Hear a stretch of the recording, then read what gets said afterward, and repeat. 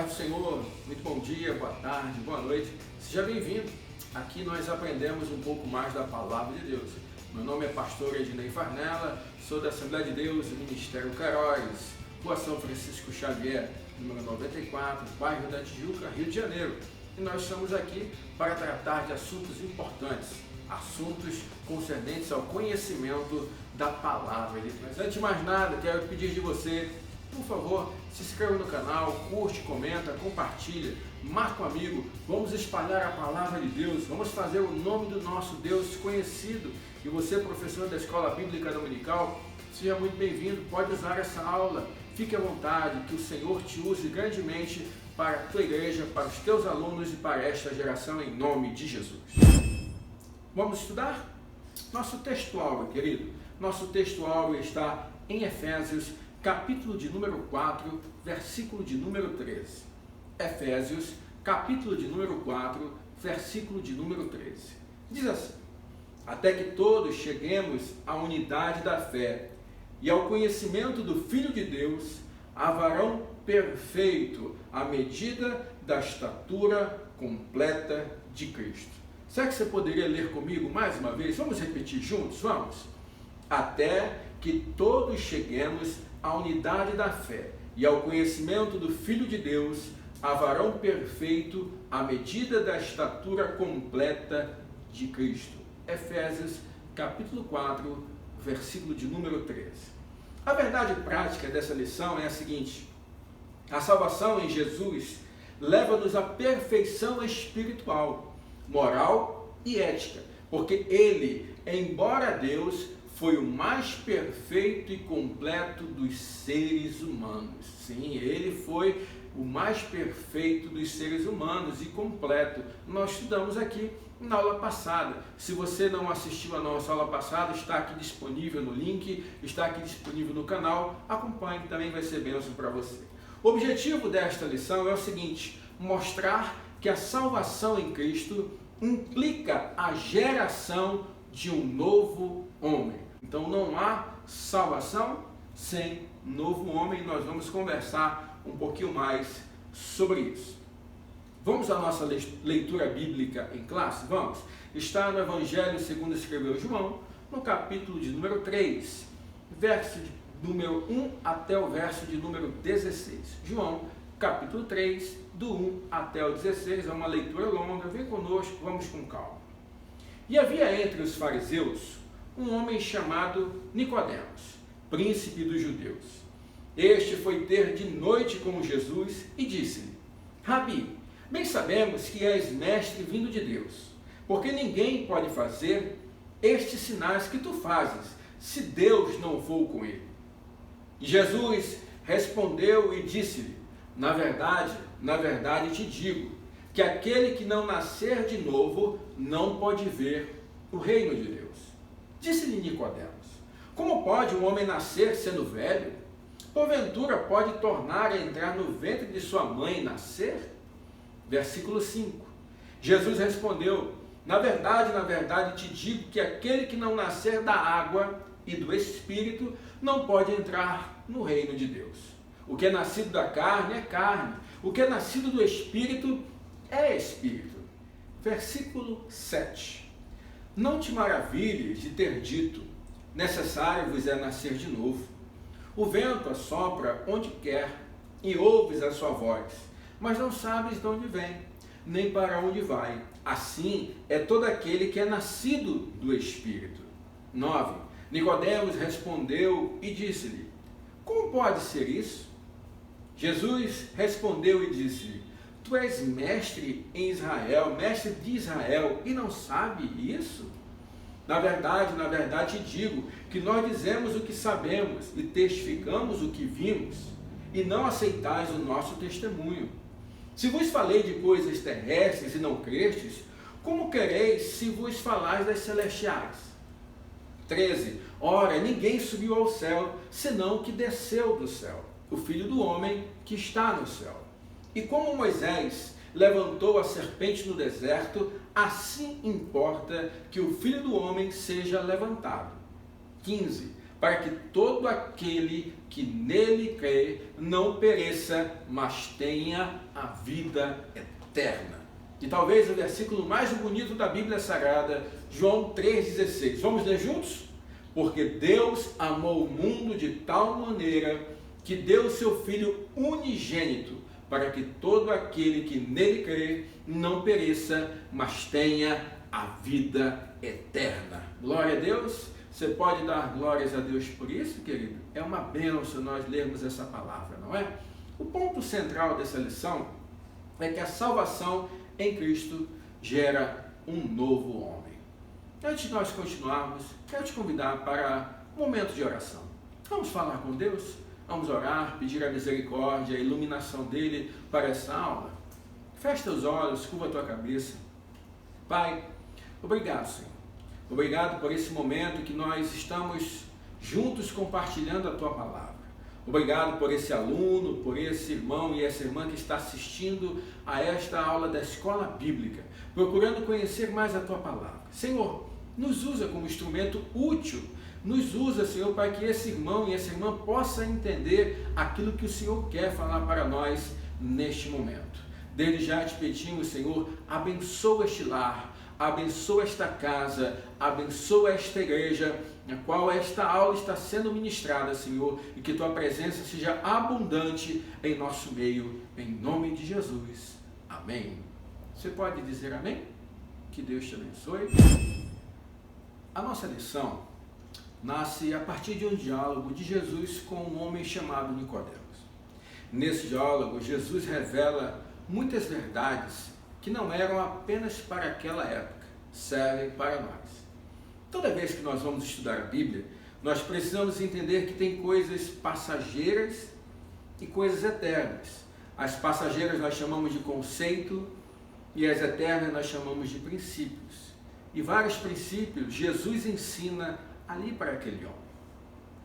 E um especial é aquele que fala que nós passamos por um novo nascimento, uma transformação, uma mudança de natureza.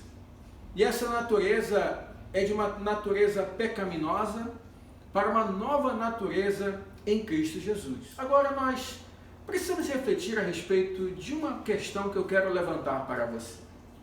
A questão é essa: é possível alcançar a perfeição nesta vida? Sabe, às vezes a gente quer dar o nosso melhor, a gente quer melhorar.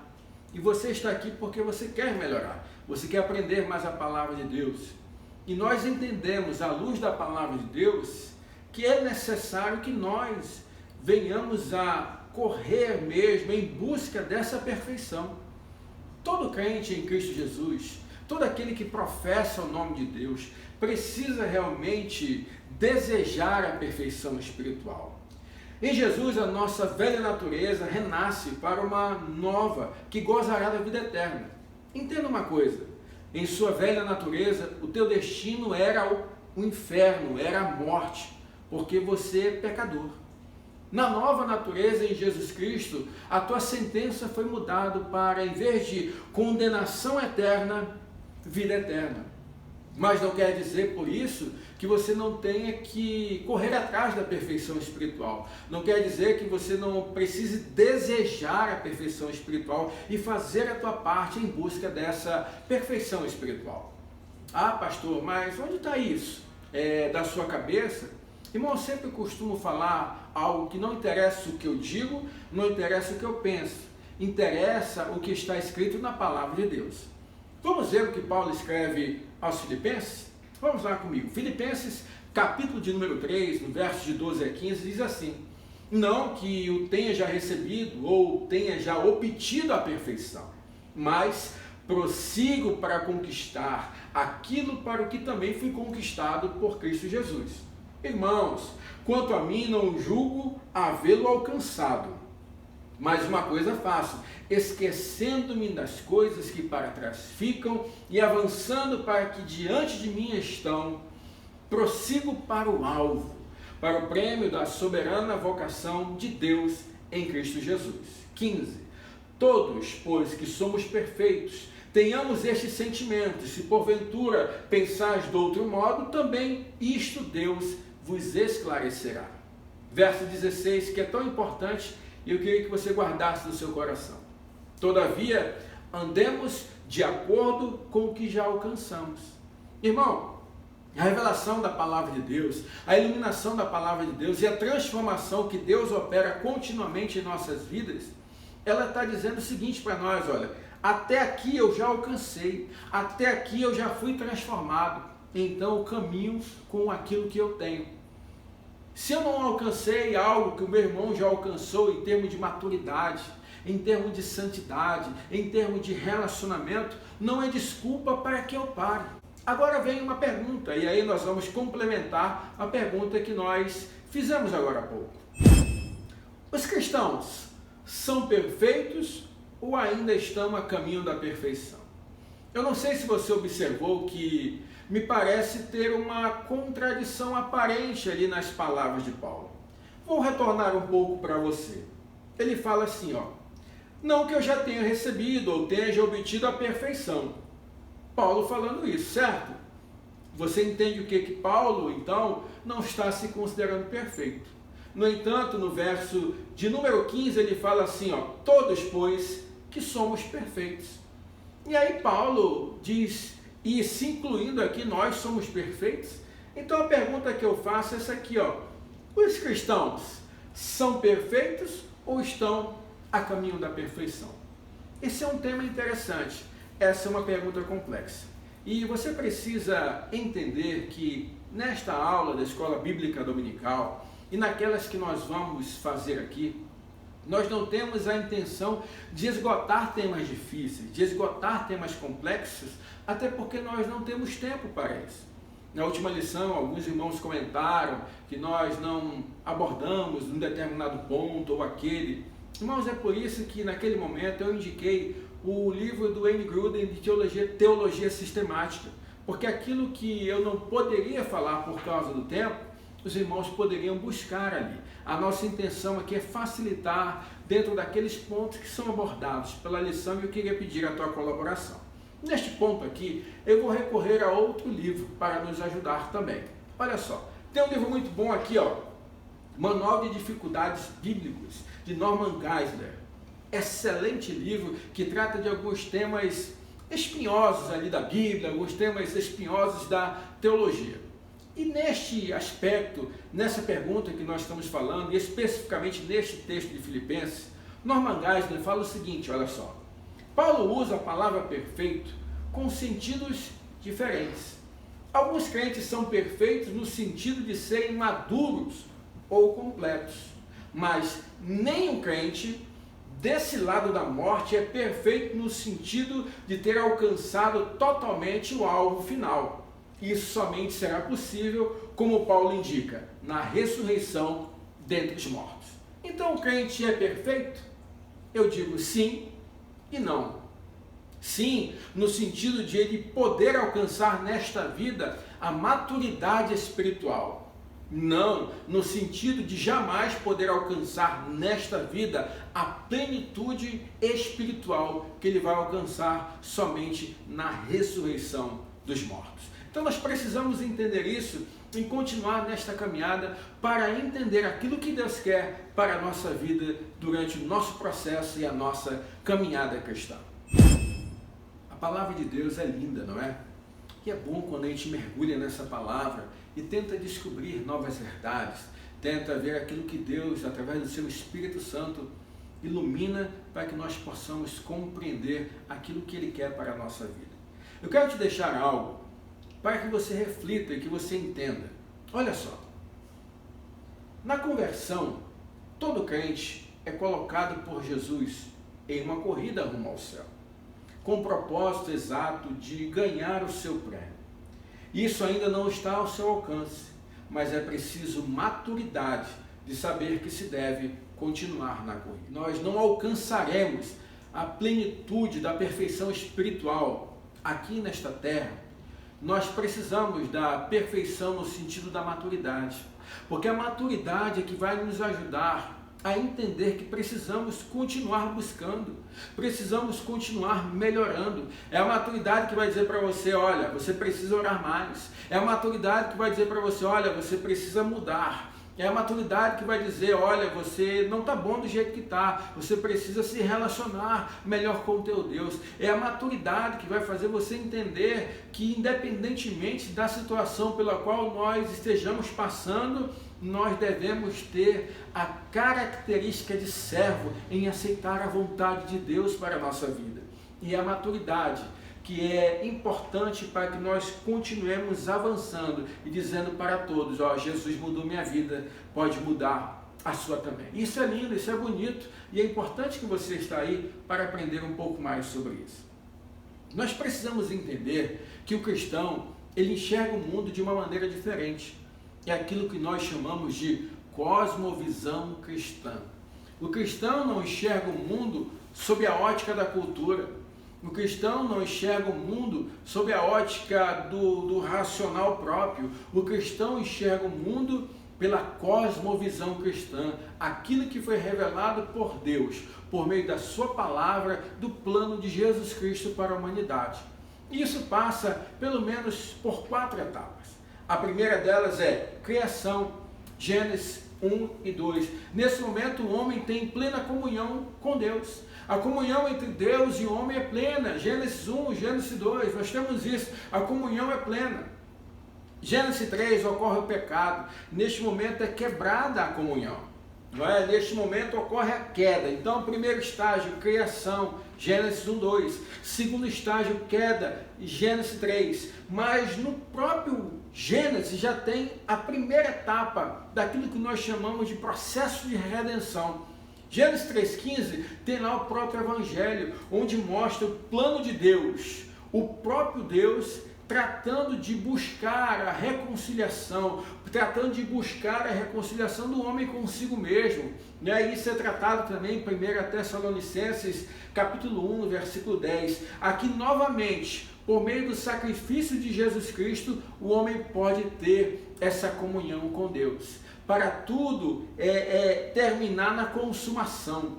E isso é lindo, Apocalipse 21, 1 a 8. Porque é o Cristo glorificado, é o Cristo ressurreto, é o Cristo que vem realmente em poder e grande glória. E nós iremos encontrar com Ele, seremos glorificados, restaurados, e aí sim, para viver a plenitude daquilo que Deus tem para a nossa vida. Dito isso, e a nossa introdução foi um pouco mais comprida para nos dar lastro, para que nós possamos caminhar com tranquilidade agora na nossa aula, nos tópicos da nossa revista e de maneira mais rápida. Então, aperta o cinto que nós vamos acelerar agora. Tópico 1 da nossa lição vai falar assim, ó, o nascimento do novo homem. E no subtópico 1 fala, nascido não do sangue nem da carne. Isso é o que Jesus estava falando lá para Nicodemos de maneira muito clara.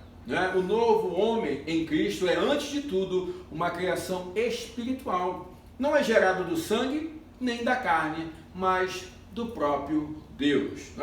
Quando Nicodemos pergunta como pode ser isso, Nicodemos, ali no diálogo dele com Jesus, ele pergunta, mestre, como pode isso? O homem vai ter que entrar novamente no ventre da sua mãe, na barriga da sua mãe? Ele estava enxergando, raciocinando o espiritual como se material o fosse. E às vezes nós cometemos o mesmo erro que Nicodemos. Nós queremos enxergar o espiritual como se material fosse. Nós queremos entender o espiritual como se material fosse. O nascimento do novo homem não é o homem nascer novamente em sentido estrito, em sentido material, mas sim no sentido espiritual. E nós nascemos do próprio Deus. Olha só, necessário vos é nascer de novo. João capítulo 3, versículo de número 7. Olha só, João 1, 12 e 13 fala assim, mas a todos quanto o receberam, deu-lhes o poder de serem feitos filhos de Deus, a saber, aos que creram no seu nome, aos que creem no seu nome. 13, os quais não nasceram do sangue, nem da vontade da carne, nem da vontade do homem, mas nasceram de quem? De Deus. Entenda isso, o novo homem não nasce da carne, da barriga da sua mãe, mais uma vez, ele nasce do próprio Deus. O processo de nascimento do novo homem, do próprio Deus, algo é especial, uma atuação especial, a atuação do Espírito Santo. A atuação do Espírito Santo no interior do ser humano é o milagre mais expressivo que Deus pode operar em nossas vidas. Acredite, querido, não é uma cura, não é uma libertação, não é uma porta aberta. O maior milagre que Deus opera na tua vida, e eu creio em nome de Jesus que Ele já operou, é a tua transformação em uma nova criatura.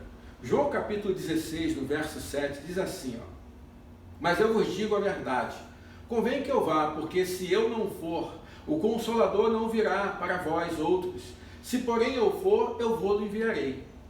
Versículo 8. Quando ele vier, convencerá o mundo do pecado, da justiça e do juízo. Portanto, a atuação do Espírito Santo é fundamental. Sabe, querido, não é porque eu estou falando aqui que você vai ser convencido. Quem te convence é o Espírito Santo que está trabalhando.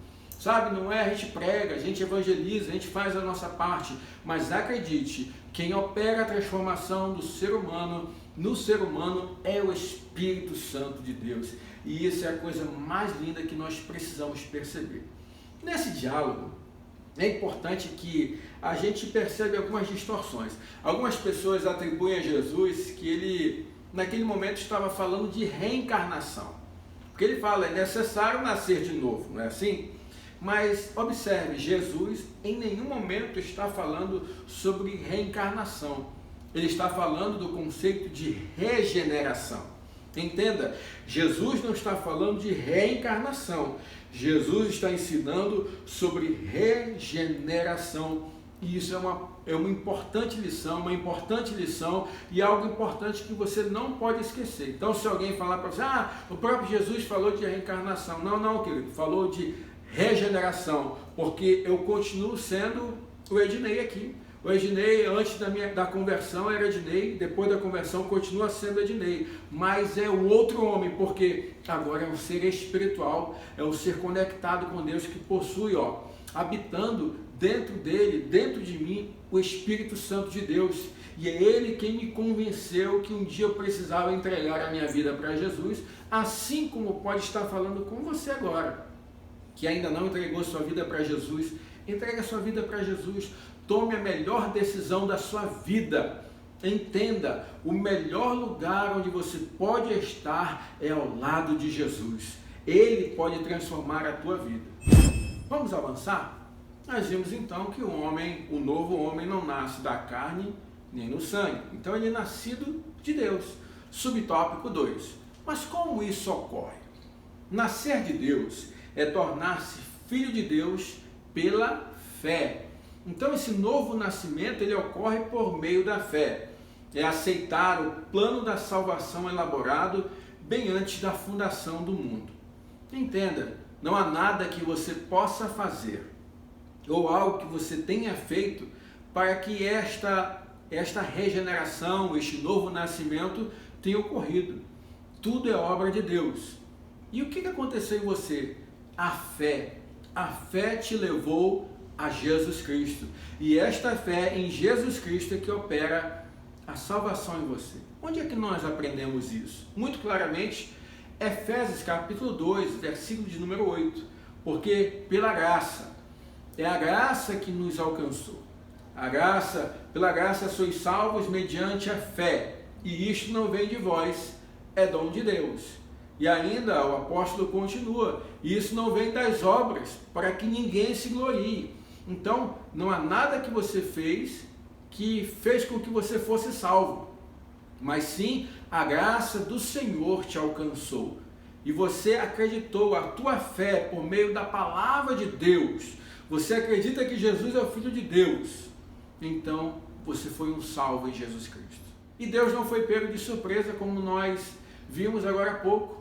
Apocalipse 13, 8, na parte B, diz assim, aqueles cujos nomes não foram escritos no livro da vida do Cordeiro, que foi morto desde a fundação do mundo, ou em outra tradução, antes da fundação do mundo. Querido, ninguém pega Deus de surpresa.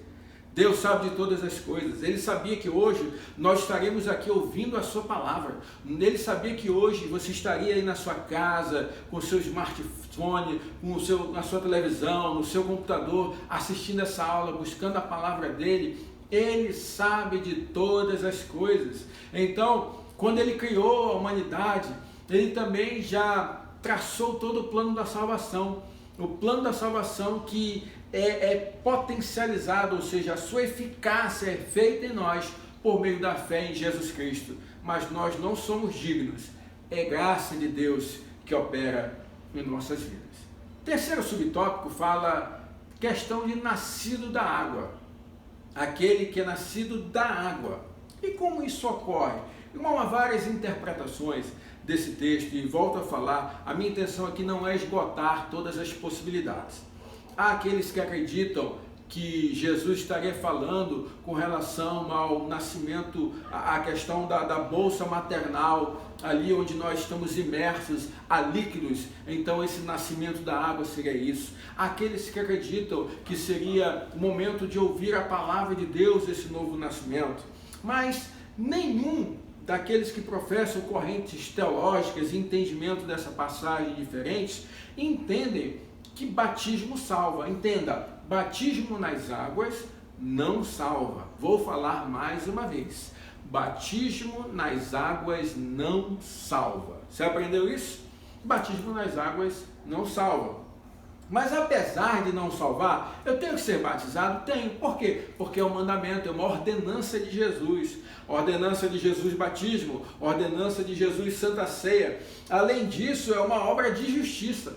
A palavra de Deus classifica o batismo como uma obra de justiça, que simboliza morte e o novo nascimento. Querido, quando eu estou sendo batizado, quando eu desço as águas batismais, eu estou declarando ao mundo, naquele momento que confesso a Jesus como meu Senhor e Salvador. É um ato de justiça declaratório. Eu estou atestando para o mundo que agora eu não pertenço mais a mim mesmo, eu pertenço a Jesus.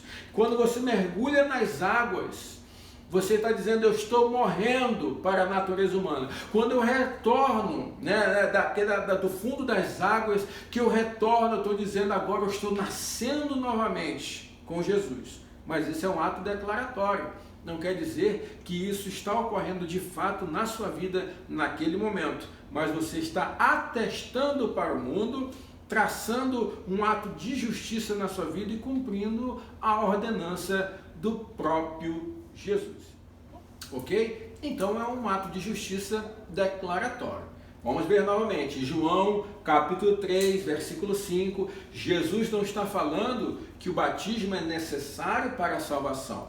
O mergulhar que salva é em Jesus Cristo. Querido, palavra grega batizo, é nós estarmos mergulhados em Cristo Jesus. É isso que nos salva. Não é a declaração batismal que nós fazemos como ritual nas nossas igrejas, mas o estar batizado, mergulhado em Jesus Cristo por meio da fé. Olha só, Mateus capítulo 3, no versículo 13 ao 15, diz assim: por esse tempo, dirigiu-se Jesus da Galileia para o Jordão, a fim de que João batizasse. Ora, entenda, Jesus está aqui indo para que João batizasse. Jesus precisava, irmão, ser batizado? Versículo 14. Ele, porém, de sua dia dizendo, eu é que preciso ser batizado por ti, e tu vens a mim? Versículo 15. Mas Jesus lhe respondeu, deixa por enquanto, porque assim nos convém cumprir toda a justiça. Ou seja, o batismo é um ato de justiça. Jesus foi batizado para, primeiro, atestar o ministério de João Batista. Segundo, para cumprir com a justiça em que João estava pregando. Arrependei-vos e batizando o povo. Aí de repente veio o próprio Messias e não fosse batizado. Isso ia gerar problema, isso ia gerar desconformidade. Então Jesus, não, batiza sim, porque assim eu também vou estar cumprindo toda a justiça. E aí João Batista falou, então tá bom, Senhor, eu vou batizá-lo. Em Romanos capítulo 10, no versículo 9, olha só, mas para salvação é aqui, ó, se com a tua boca confessares Jesus como Senhor e em teu coração creres que Deus o ressuscitou dentre os mortos, serás salvo. Tito capítulo 3, versículo 4 ao 7 diz assim: quando, porém, se manifestou a benignidade de Deus, nosso Salvador, e o seu amor para com todos, não por obras de justiça praticadas por nós, olha só, não por obras de justiça praticadas por nós, mas segundo sua misericórdia, é graça, a misericórdia de Deus, ele nos salvou mediante o lavar regenerador e renovador do Espírito Santo. E aí, inclusive, uma outra interpretação, em que as águas seriam, o nascer da água seria o próprio habitar do Espírito Santo dentro de nós, olha só, o lavar regenerador e renovador do Espírito Santo, que ele derramou sobre nós ricamente por meio de quem? Jesus Cristo, nosso Salvador, a fim de que, justificados por graça, nos tornemos seus herdeiros segundo a esperança da vida eterna. Então, nós não somos nascidos do sangue nem da carne, somos nascidos de Deus, por uma obra ativa do Espírito Santo, e nós somos então nascidos do próprio Espírito Santo. A regeneração, irmão, só é possível a partir da atuação do Espírito Santo na vida do pecador arrependido. O novo homem só é possível a partir dessa ação sobrenatural. Aí você fala assim, então não é nada do que eu faço? Não, não é nada que você faz.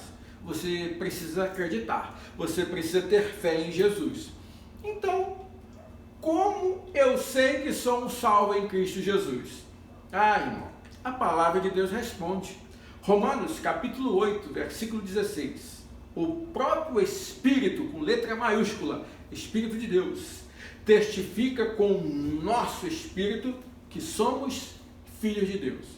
Eu não posso dizer que você é um salvo, mas você pode dizer que é um salvo ou não, porque o próprio Espírito de Deus testifica com o seu Espírito que você é filho de Deus.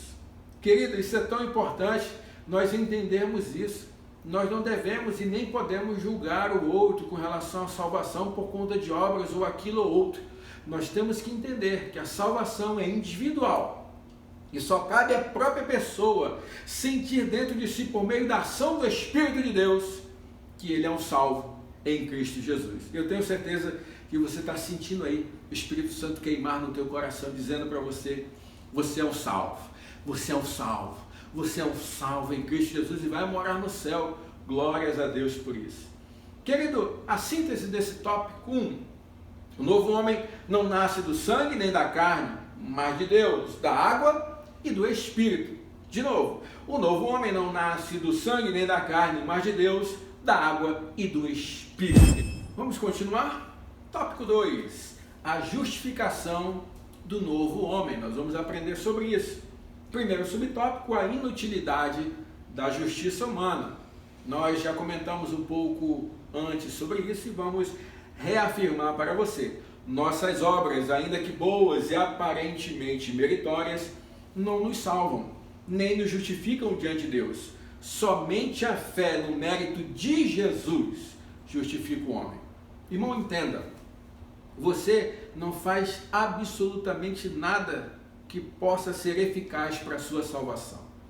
A única coisa que parte, não de nós, mas do Deus para o próprio Deus, é a fé. A fé vem de Deus e volta para o próprio Deus, a fé em Jesus.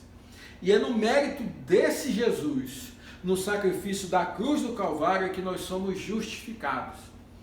O que significa ser justificados? Entenda, todos os homens estavam condenados pela natureza pecaminosa, porque o primeiro Adão pecou, todos nós somos pecadores. E o salário do pecado é o quê? A morte. Mas porque o último Adão não pecou, e o último Adão foi o nosso sacrifício perfeito, no mérito dele, nós somos justificados. Ou seja, ao olhar de Deus, agora quando Deus olha para mim e para você, Ele está vendo por meio de Jesus que eu sou justo. Você entende a beleza disso? Quando Deus olha para mim, Ele não me enxerga, Ele enxerga o sacrifício de Jesus. E por isso eu sou considerado justo por Deus. Não por mim, mas porque Jesus me justificou. Querido, isso é maravilhoso. Romanos 5, 1 a 2 diz assim: Justificados, pois, mediante a fé, temos paz com Deus. Ô irmão, você era objeto da ira de Deus, mas por causa de Jesus você pode ter paz com Deus, por meio do nosso Senhor Jesus Cristo, por intermédio de quem obtivemos igual acesso pela fé. É sempre isso, meu irmão, é pela fé. A esta graça na qual estamos firmes e gloriamo-nos na esperança da glória de Deus. Irmão, é sempre isso, é sempre fé, é sempre graça operando em nós. Ah, mas e os meus atos de justiça, o que valem diante de Deus? Você quer saber mesmo o que vale os teus atos de justiça diante de Deus? Isaías, capítulo 64, versículo 6 fala: mas todos nós somos como imundo, e todas as nossas justiças como o trapo da imundícia. Irmão, é isso. Todos nós murchamos como a folha, e as nossas iniquidades como um vento nos arrebatam. Não há nada, irmão, que nós possamos fazer que venha nos parecer justo diante de Deus. Como o próprio profeta falou, é como um trapo de imundícia, algo realmente totalmente desprezível. Tópico 2, subtópico 2. Então, eu preciso entender a maravilhosa doutrina da justificação. Nós explicamos agora há pouco. A justiça de Jesus Cristo muda por completo a minha situação jurídica. Aí eu vou falar com os advogados aí, com os irmãos da área jurídica. Nós estávamos assentados no banco dos réus e a nossa sentença já estava assinada, culpado, condenado. Aí para os países que adotam a pena de morte, e a sentença seria essa: condenado à pena de morte. Mas por causa da graça de Jesus, a nossa sentença é mudada para a vida eterna. Nossa sentença não é mais a morte. Olha aqui, querido, que lindo. A nossa sentença não é mais a morte. Repita aí: a nossa sentença não é mais a morte. Dê um glória a Deus aí, querido. Dê um glória a Deus. Meu irmão, pega essa aula, irmão, compartilha, comenta agora, irmão, já coloca alguém, já marca alguém, porque as pessoas precisam saber disso, e vamos avançar mais? 1 Coríntios 6, de 9 a 11, diz assim, ó: ou não sabeis que os injustos não herdarão o reino de Deus? Não vos enganeis, nem impuros, nem idólatras, nem adúlteros, nem efeminados, nem sodomitas, nem ladrões, nem avarentos, nem bêbados, nem maldizentes, nem roubadores herdarão o reino de Deus. Tais fostes alguns de vós. Está falando, vocês foram tudo isso aí, ó. Alguns de vocês foram isso aí. Mas vós vos lavastes. Olha só que coisa linda. Mas fostes santificados, mas fostes justificados em nome do Senhor Jesus e no Espírito do nosso Deus. Glórias a Deus por isso. Hebreus 10, 16 e 17 diz assim: esta é a aliança que farei com eles depois daqueles dias, diz o Senhor. Porei no seu coração as minhas leis e sobre a sua mente as escreverei. E acrescenta: também de nenhum modo me lembrarei dos seus pecados e das suas iniquidades para sempre. Querido, Jesus morreu na cruz do Calvário pelos seus pecados de ontem, de hoje e os de amanhã. Vou repetir: Jesus morreu na cruz do Calvário pelos seus pecados de ontem, de hoje e de amanhã. Glórias a Deus por isso. O mérito é todo de Jesus, a glória é toda para Ele. Tudo o que nós merecíamos é a morte, e Ele nos deu a vida por amor. Glórias a Deus.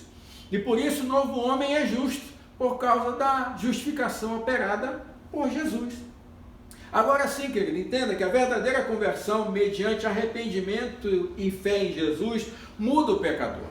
Querido, não existe conversão sem arrependimento. E não existe arrependimento, conversão, fé em Jesus sem evidência daquela conversão. Se uma pessoa que se diz convertido e não sente desejo, não sente vontade de mudar, que não busca mudar todos os dias, é porque realmente essa conversão ainda possivelmente não foi operada no coração dele, no coração dela. Olha só. A verdadeira conversão, mediante arrependimento e fé em Jesus, muda o pecador, que passa a ser visto por Deus como se jamais tivesse cometido qualquer injustiça. Entenda isso, é uma transformação completa. Eu quero só refletir com você é o seguinte, entenda, a regeneração leva a efeito uma mudança em nossa natureza, ou seja, a regeneração, pecador, homem espiritual, é um novo homem, a transformação que opera, Jesus nos regenera assim, agora você é uma nova criatura. Já a justificação modifica a nossa situação diante de Deus, entendeu a diferença? Regeneração, mudança de natureza, justificação, mudança de situação perante a justiça de Deus, agora eu sou visto por Deus como justo. Vamos à síntese do nosso tópico 2? O novo homem foi justificado pelo quê?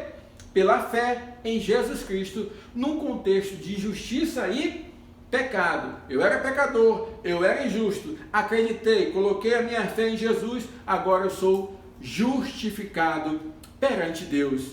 Glórias ao Senhor Jesus por isso.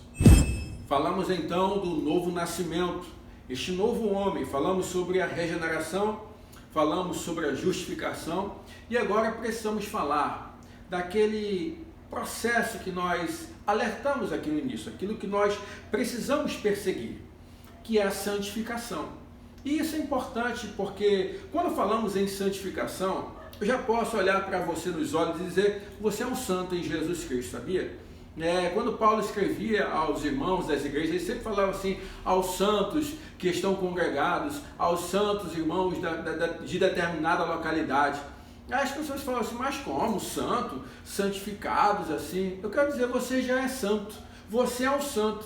Sabe por quê? Olha só, primeiro que você é um santo, e aí entramos no terceiro tópico da lição, a santificação do homem, você já é santificado por causa do seu posicionamento. Como assim, pastor? Santificado pelo meu posicionamento?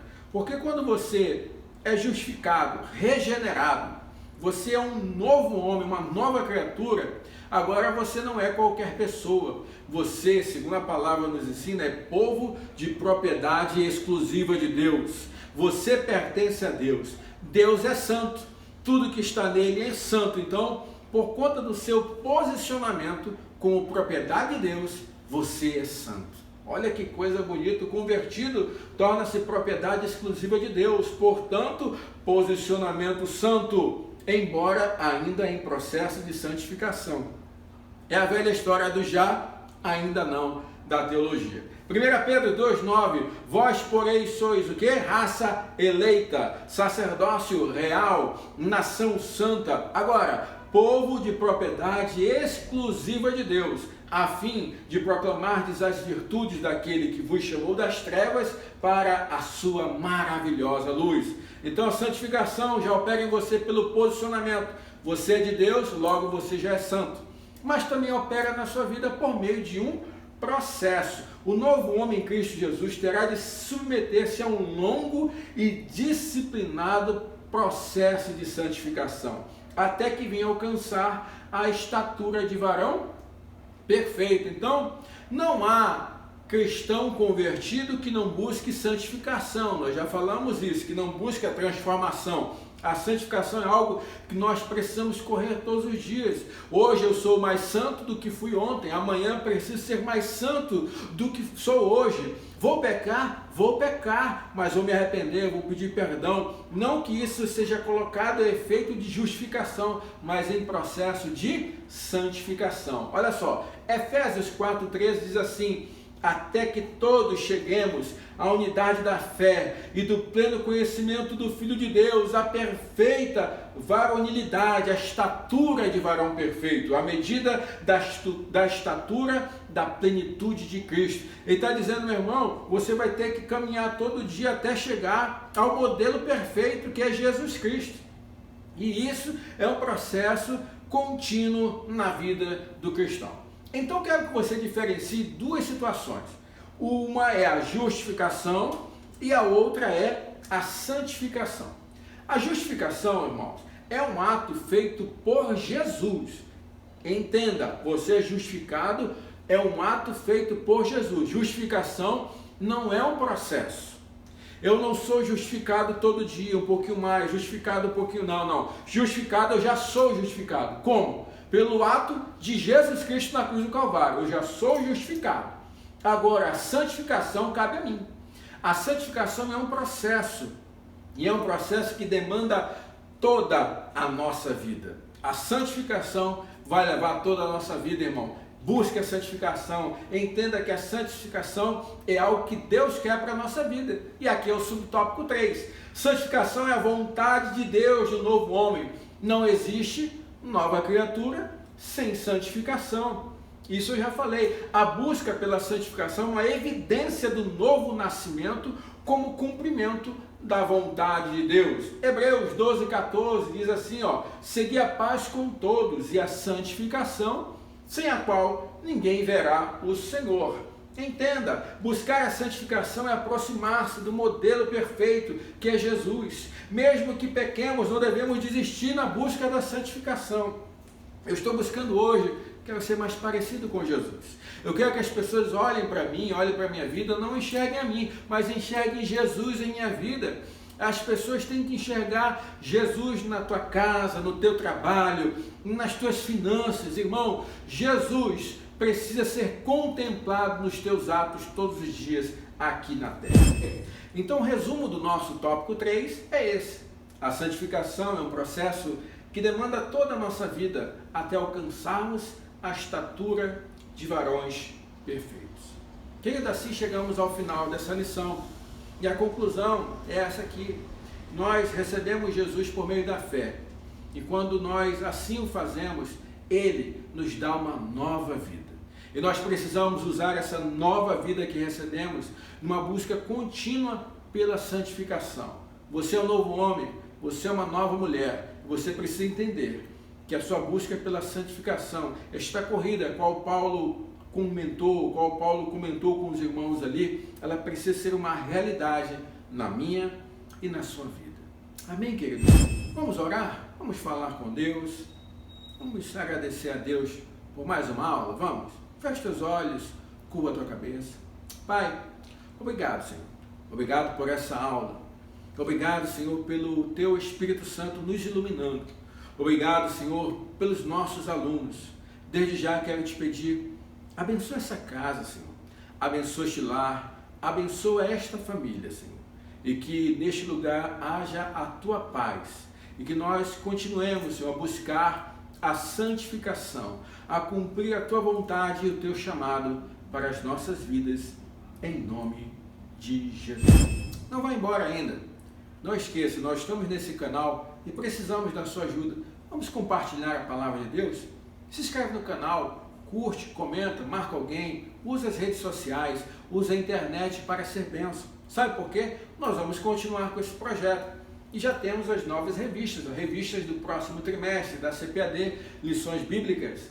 A Igreja Eleita, redimida pelo sangue de Cristo e selada com o Espírito Santo da promessa. Vai ter muita coisa boa, vai ser quente em nome de Jesus. Eu quero te convidar a aprender um pouco mais da palavra de Deus.